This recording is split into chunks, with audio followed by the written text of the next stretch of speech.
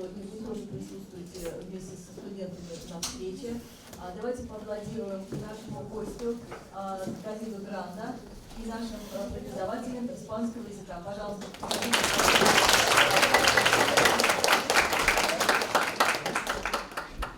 Давид Гранда из Колумбии. Он представляет университет имени Антонио Наринья. И в этом университете занимается издательской деятельностью. Сегодня его лекция будет посвящена творчеству Достоевского. «Мой Достоевский», так называется его книга. И первую презентацию о книге о творчестве Достоевского он сделал в Институте культуры имени Льва Толстого, что для нас очень важно, поскольку президентом этого института является выпускник РУДН, profesor Rubén Darío Flores Arcila. Muy buenos días para todos. Realmente es un gusto para mí encontrarme aquí, en primer lugar en este país que amo tanto, en el que he tenido la dicha de visitarlo en diferentes ocasiones, realmente bajo la excusa de lo que en algún momento, al inicio de todo, esta aventura fue haber leído a Fyodor Dostoyevsky a los 13 años, haberme encontrado con un libro que para mí fue algo impactante, haber leído Crimen y Castigo.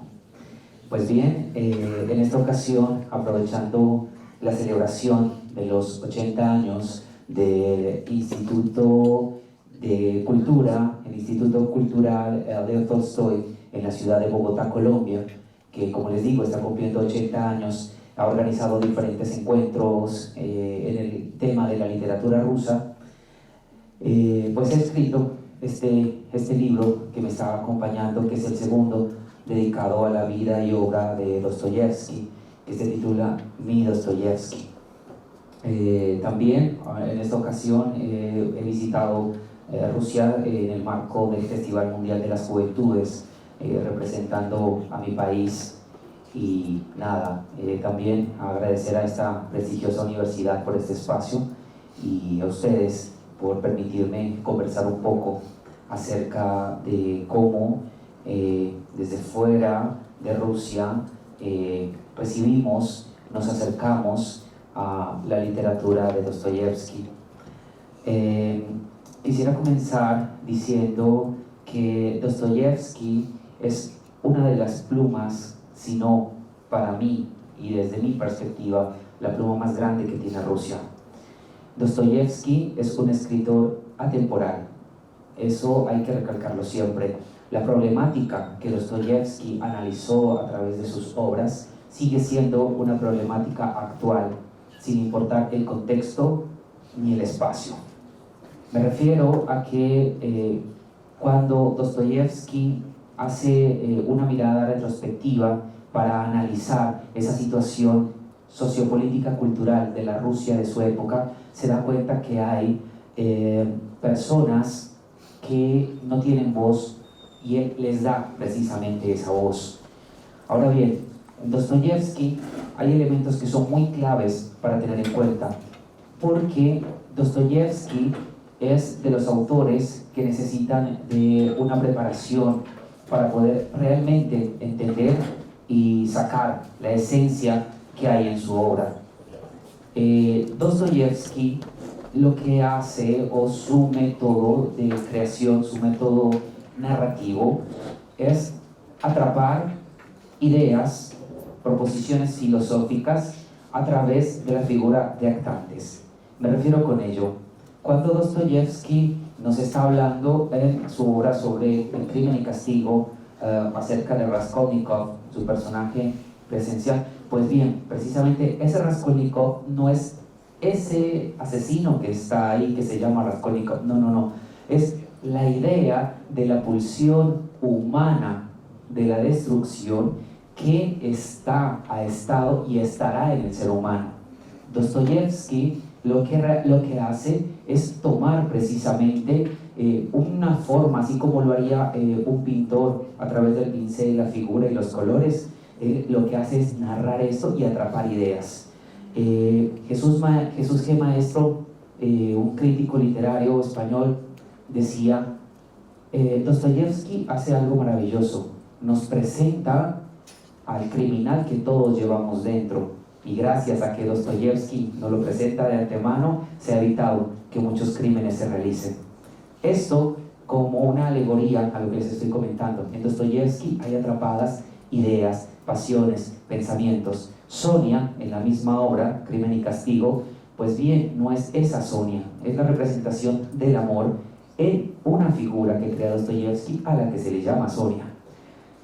Es importante también que entendamos esa construcción que hace Dostoyevsky, porque cuando Sonia se acerca a Raskolnikov, que ustedes sabrán desde el comienzo ya está condenado por la culpa del crimen que ha cometido, es precisamente ella, la figura de ese amor encarnado o atrapado bajo el velo de ese actante llamado Sonia, quien le da la luz, el camino y la liberación para renacer a ese criminal, en este caso, que repito, está bajo la figura actante de Raskolnikov.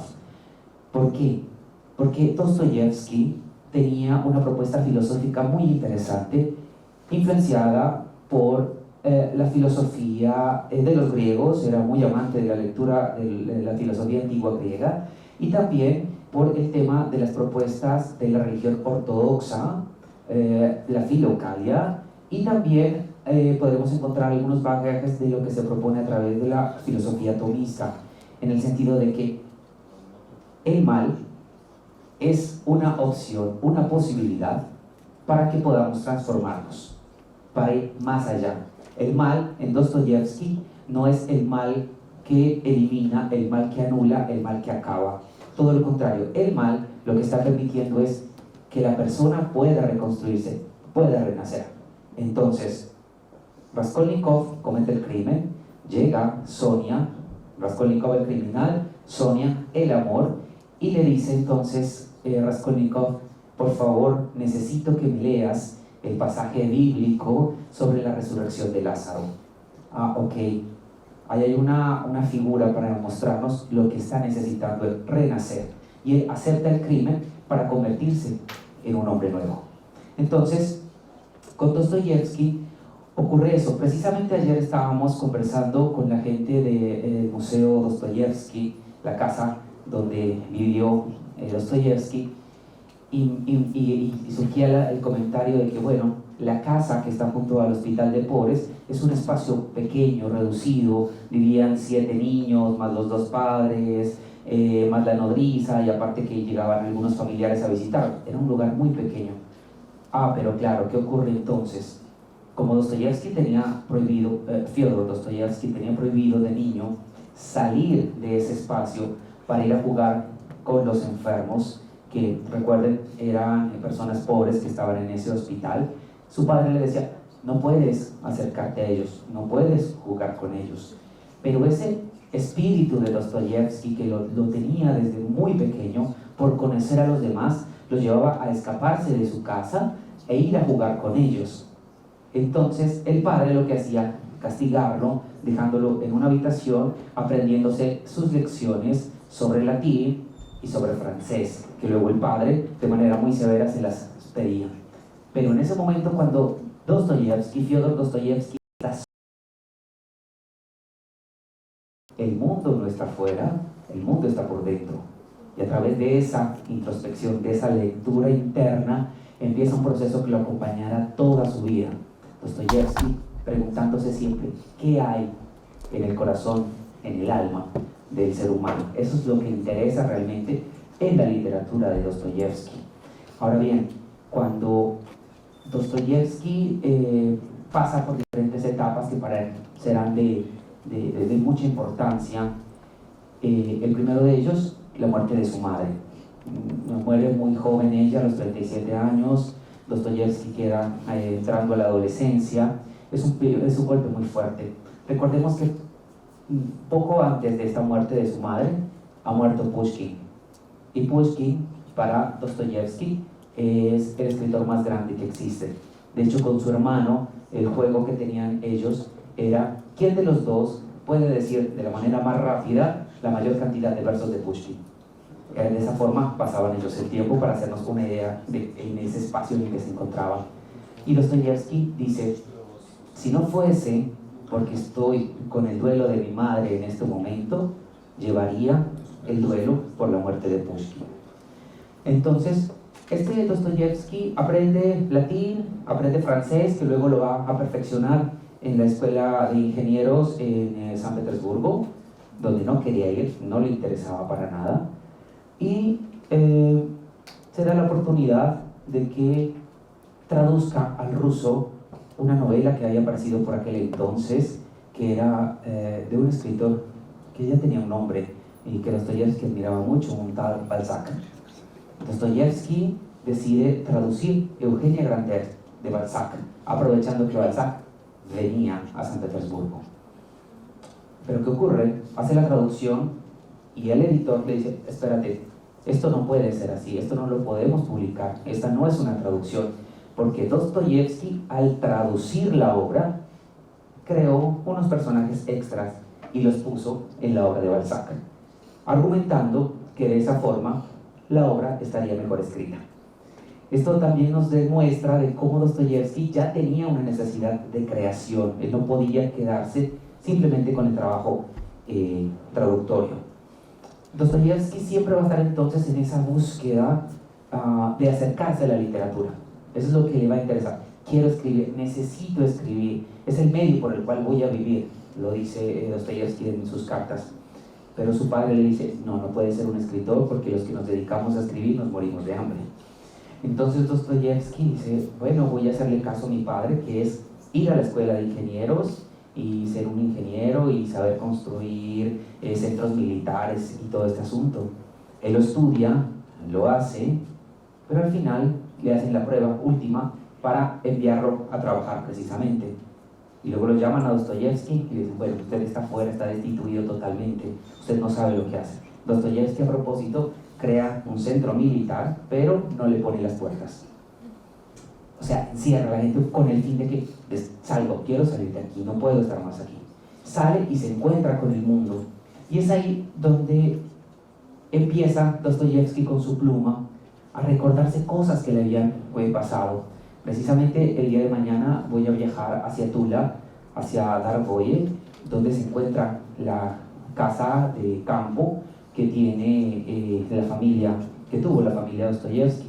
Ese era el lugar privilegiado para él. En esa casa, que es muy interesante para los que no lo han visitado, recomendado que lo hagan, está relativamente muy cerca de Yasnaya Poliana de Tolstoy. Y justamente ahí también vamos a encontrar ese paralelismo.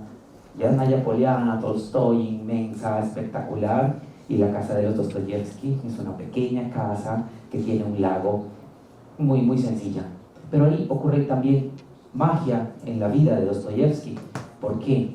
Cuando vive ahí, que ese es el espacio vacacional que tienen ellos, se puede ir con su madre y con sus hermanos, pero el padre no viaja, porque el padre tiene obligaciones en el hospital. Entonces, Fyodor Dostoyevsky se siente más libre, se siente en la disponibilidad de conocer más, de aventurarse. Junto a la casa hay un bosque de tilos, de árboles, que hasta el día de hoy, eso es muy curioso, se llama el bosque de Feria, y ese es el apodo que le pusieron, el nombre que le pusieron a esa región desde que Fyodor jugaba ahí. Entonces, él se iba muy solo a jugar a través del bosque y jugaba con los animales, escuchaba a los pájaros, y hay una escena muy linda cuando él juega en ese bosque con un erizo. Y luego esa misma imagen, esa misma figura la vamos a encontrar en El idiota, con el príncipe Mishkin, cuando hace ese regalo de regalar un erizo. Les estoy contando esto para que se vayan enterando de cómo el contexto de la vida de Dostoyevsky sí influye en su obra. Hay una propuesta de la cual estoy totalmente en contra, una propuesta postmoderna, deconstructivista, que afirma la muerte del autor. La obra no requiere de un autor, se dice desde esas propuestas postmodernas. Pues bien, bueno, no sé si los libros nacen por generación espontánea, pero es un absurdo. Es necesario entender ese contexto, qué hay en la vida del autor, qué hay en su mundo como tal. Yo, para poder escribir este libro, me tomé prácticamente 3 años estudiando la historia de Rusia, y luego estudiando las bases de la religión ortodoxa, y luego estudiando la vida de Dostoyevsky, para poder decir, bueno, si hay aquí una influencia directa de su contexto, de lo que está ocurriendo. Retomando, en ese espacio del bosque, Dostoyevsky, siendo niño, se iba a jugar con los niños hijos de los siervos, porque había una zona de siervos ahí mismo en la casa de los Dostoyevsky, a pesar de que le volvían a decir, no puedes jugar con los siervos porque ellos están lejos, nosotros somos otra familia. Él lo hacía y se iba a jugar al bosque, y en un juego de estos, Dostoyevsky escucha que viene un lobo. Entonces Dostoyevsky sale corriendo y se encuentra con un siervo de estos que lo mira asustado, lo abraza y le dice, no te preocupes, no hay ningún lobo, tranquilízate. Y hay una escena que es muy bella, muy simbólica, sobre todo cuando el campesino, que está con sus manos untadas de tierra, le toca la frente y le hace una cruz en la boca diciéndole que se calme.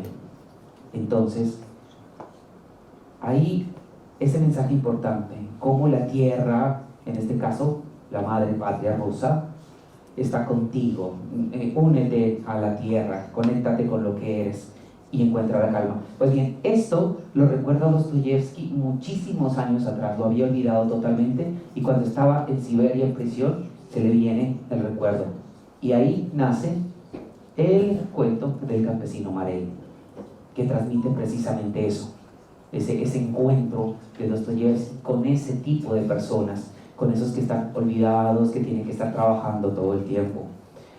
Dostoyevsky, aparte de todo, ustedes lo sabrán, tiene problemas de salud. Comienza el tema de los ataques epilépticos, que lo van a acompañar durante toda su vida, pero para sumarle a todo, también es un adicto al juego, porque él tenía pensado que él tenía un método a partir del cual él podría ganar siempre en los juegos de azar. Entonces todo el dinero que recibía, los rublos que recibía por sus obras, los terminaba enviando al juego, y eso lo llevó a endeudarse muchísimo. Entonces los acreedores siempre lo estaban buscando y él siempre estaba cambiándose de casa para despistarlos, con el fin de continuar con el tema de su adicción. Se casa Dostoyevsky con Ana Grigorievna, su primera esposa, que por cierto era la esposa de un amigo de él. Él la conoce a través de su amigo, y le empieza a llevar presentes, porque Dostoyevsky se da cuenta de algo. Esa mujer que está casada con su amigo es muy inteligente y sabe mucho de literatura, entonces frecuenta cada vez con más tiempo a su amigo, pero realmente es para poder hablar con ella, hablar de literatura, hablar de los libros que están leyendo. Muere su amigo y Dostoyevsky se casa con ella. Ella, al igual que su madre, va a morir por cuestiones de enfermedades respiratorias, tal cual como le ocurre con su madre. Y Dostoyevsky conoce entonces, ya tenía un nombre literario, ya era invitado a universidades, a círculos académicos, y conoce entre esos eventos a una chica que siempre está asistiendo. Él siempre se ha dado cuenta que ella va a todos los eventos que él hace, a todas sus conferencias, sus charlas. Y bueno, se acercan y empiezan a conocerse. Apolinaria Suslova, una chica muy joven, con un pensamiento muy revolucionario. Dostoyevsky viene con su enfermedad, siempre fue muy apacible, muy calmado, y comienzan a tener una relación. Su esposa está muy mal de salud, y ella le dice que para Dostoyevsky sería una tentación, vámonos a Alemania, a Baden-Baden, a la zona de los casinos y de los juegos, y vivamos una aventura, un romance en esta zona. Y Dostoyevsky accede y se va, dejando a su esposa totalmente enferma. Y tienen una aventura disfrutan de la ciudad, pero le llega una carta de su hermano, de Mikhail, diciéndole: Fyodor, retórnate lo más pronto que puedas porque tu mujer está muriendo. Y Dostoyevsky le dice a la chica, a Apolinaria Suslova: espérame, voy a despedir a mi esposa y ya regreso. Y ella se queda esperándolo en Baden-Baden. Dostoyevsky viene, obviamente su esposa fallece, hace lo necesario y se regresa a buscarla. Pero al regresarse a buscarla, se da cuenta que en el camino hay una ciudad pequeña que también tiene un casino. Entonces, ok, me voy a bajar un momento, voy a jugar un poco y continúo el camino. El bajarse un poco se le convirtieron 3 días en el casino, perdiendo noción, espacio, tiempo, olvidándose de todo. Reacciona y dice: necesito ir urgente porque me está esperando Apolinaria en Alemania. Y al llegar, en la recepción le entrega una carta que le ha dejado Apolinaria y le dice: Apolinaria, querido Fyodor, no puedo esperarte más. Conocí a un joven poeta español llamado Salvador y me voy con él. Y Dostoyevsky se queda solo, ha perdido su esposa, ha perdido su amante, no tiene dinero y entra pues en una crisis muy fuerte. Sus familiares y sus amigos reúnen dinero y lo mandan a traer de nuevo. Y estando en San Petersburgo, hace un trato para recibir dinero. Y el trato consiste, estamos hablando mediados de septiembre, y le dicen: hasta 1 de noviembre debes entregar una novela nueva, con la condición, si no entregas esa obra totalmente culminada, nos deberás una cantidad muy grande de dinero, pero además de ello perderás todos tus derechos patrimoniales sobre tus obras literarias. Dostoyevsky, sin pensarlo, firma y recibe el dinero y pues se lo va a jugar al casino nuevamente. Todo el dinero al casino. Y se olvida de que tiene un trato. Hasta que sus amigos le dicen: oye, Fyodor, recuérdate que tienes un trato, es como 4 de octubre y a 1 de noviembre debes entregar. Entonces los amigos le dicen: vamos a solucionar esto de la manera más fácil. Vamos a traerte una secretaria. Y tú le dictas la obra y se acabó. Y entonces él: no es posible, yo no puedo dictarle una obra a alguien para que la cree. Bueno, pero al final acepta porque se da cuenta que no lo podrá hacer solo. Llega la secretaria y comienzan a trabajar. Y Dostoyevsky va dictando, pero en una forma muy apasionada, muy teatral. Entonces la secretaria: espérate, bájale al ritmo porque no alcanzo a escribir. Y así termina la obra. 1 de noviembre va con su secretaria y le entrega al editor, que el editor se queda asombrado porque no pensó que iba a cumplir con el trato. Pues bien, esa obra se llama El Jugador y la atante de esta obra es una tal Polina y cuenta todo lo que le pasó en Baden-Baden, y todo esto lo va adaptando a este trabajo literario. Pero Dostoyevsky, al regresar a su despacho, se da cuenta que no puede dejar ir a esa secretaria. Entonces Dostoyevsky le dice a ella: ven, siéntate porque quiero que hagamos otra novela. Se sienta y le dice a Dostoyevsky: bueno, vamos a hacer lo siguiente para que quedemos con algo muy de acuerdo. Quiero que imagines por un momento que la novela se enfoca en 2 personajes. Uno es un anciano muy enfermo, no tiene dinero, no tiene nada. Haz de cuenta, así como yo, que conoce a una joven muchacha llena de energía, llena de vida. Haz de cuenta, así como tú. Y el anciano que no tiene nada, que está a puertas de su muerte, quiere encontrar una nueva ilusión y no sabe cómo declararle su amor a la chica. Es un hombre enfermo, entrado en años. Haz de cuenta, así como yo. ¿Tú qué le dirías a ese personaje? Porque me hace falta eso. Y Ana lo toma de sus manos y le dice: pues yo le diría que lo amo tanto como lo ama usted. Y esta mujer se convierte en su esposa, en su editora, en su amiga, en la persona que se encarga de manejar los negocios editoriales de Dostoyevsky, quien lo saca de ese estado de abandono, sin el cual es muy seguro que muchas de las obras de Dostoyevsky no hubieran llegado hasta nuestras manos. Por eso, en este libro, el último capítulo, no en último lugar, sino como cierre, como decimos en Colombia, la cereza del pastel, está dedicado a Ana Dostoyevskaya, porque realmente esta mujer merece todo el reconocimiento. Yo decía, bueno, así como hay tantas esculturas dedicadas a Dostoyevsky, Rusia debería tener esculturas dedicadas a Ana Dostoyevskaya por el trabajo y lo que ella hizo. Dostoyevsky, como les estoy comentando, es una pluma magistral maravillosa, desde una lectura latinoamericana, colombiana, es muy importante para nosotros, lo encontramos cada vez más actual, está cada vez, hay temas, o sea, Dostoyevsky podrán pasar 200 años y seguiremos preguntándole a Dostoyevsky por qué, para quién, para qué. Ahora mismo con el viaje que hice en este tour por Rusia, he terminado los apuntes para el siguiente libro, que es Tras las huellas de Dostoyevsky. Y nada, o sea, quiero invitarlos realmente a que se acerquen a este escritor, a este gran pensador que a través de sus obras nos ha legado muchísimo, sin lugar a dudas es digno de cambiar nada. Y quiero cerrar diciéndoles que, bueno, este es el ejemplar del libro de Dostoyevsky, y voy a dejarlo acá, lo voy a donar para la biblioteca de ustedes, para las personas que lo quieran leer y quieran acceder al libro. Y nada, realmente estoy muy complacido de haber compartido con ustedes. Muchas gracias. ¿Compartes el punto de vista de Dostoyevsky sobre lo que es bueno y lo que es malo en el libro El crimen y el castigo? Si es así, ¿puede dar un ejemplo, por favor? Repíteme el inicio de la pregunta, por favor.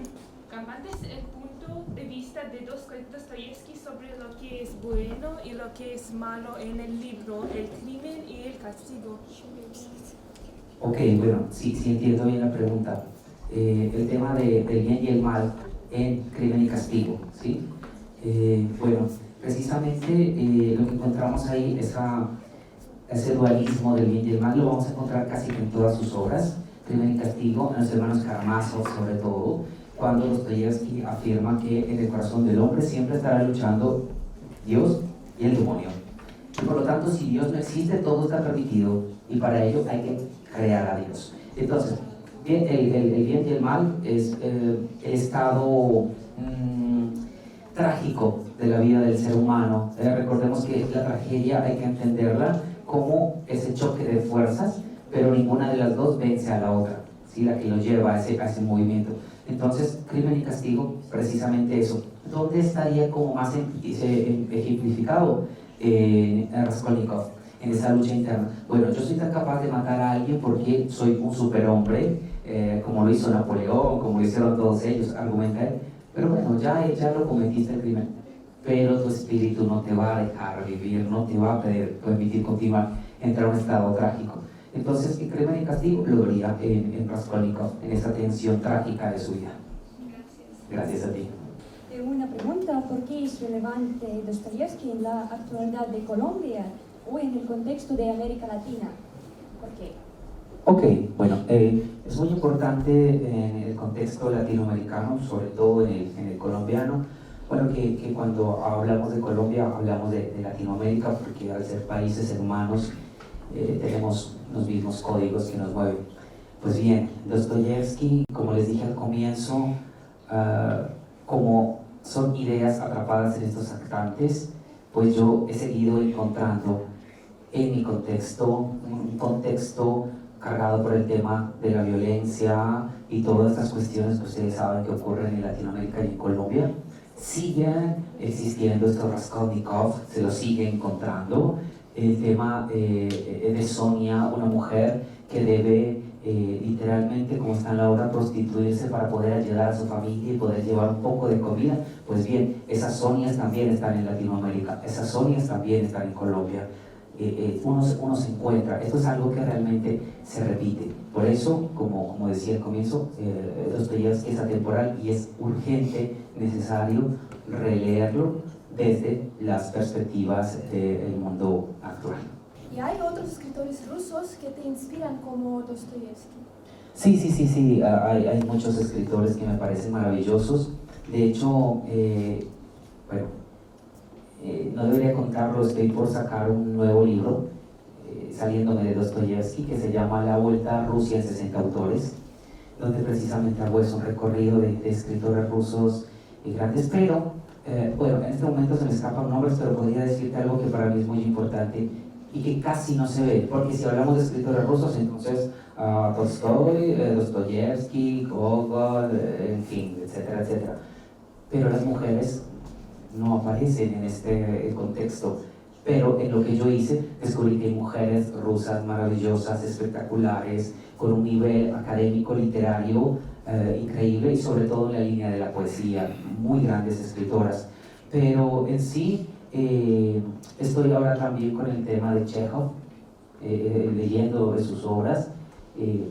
Necesito tener tiempo para leerlas porque no me atrevo a acercarme a la obra sin antes haber leído su contexto. Entonces me lleva más tiempo hacerlo, pero sí, sin lugar a dudas, todo lo que tenga que ver con la literatura rusa es de mi intención. Gracias. A ti, gracias. Hola. ¿Es amado Dostoyevsky en su país de origen? Ok, que sí, si nos gusta lo reciben. Ok, sí. Miren que es muy interesante que en Colombia y en Latinoamérica hablar de Dostoyevsky es hablar de un personaje fundamental en la literatura universal, no solo en la literatura rusa. Me he encontrado con personajes a los cuales les choca Dostoyevsky. Hace poco, una semana en Sochi, alguien me dijo, era un ruso, me dijo que Dostoyevsky era lo peor que había ocurrido para Rusia. Entonces le dije que estaba bien su postura, pero que sí había leído a Dostoyevsky. Él me dijo, sí, claro, he leído a Dostoyevsky. Entonces yo le repliqué y le pregunté, ¿y lo has entendido? Ya te llegamos al tema, ¿sí? Porque leerlo, entenderlo, es distinto, ¿sí? Pero en nuestro contexto en Latinoamérica es muy bien recibido, aparte que Dostoyevsky revoluciona la forma en que se narran las historias. Nosotros venimos enseñados o acostumbrados a un realismo mágico por la línea de Gabriel García Márquez y el boom latinoamericano, que por cierto ayer vi la noticia, se tradujo al ruso la novela de García Márquez, la última, ya está acá disponible y todo este tema. Pues venimos de un mundo de eso, de un mundo de fantasías, de un mundo de creaciones, pero Dostoyevsky nos muestra esta cara, nos muestra la cara más terrenal. Para nosotros es fundamental e importante Dostoyevsky. Gracias. Gracias a ti. ¿Cuál es su libro favorito de Dostoyevsky? ¿Cuál es mi libro favorito de Dostoyevsky?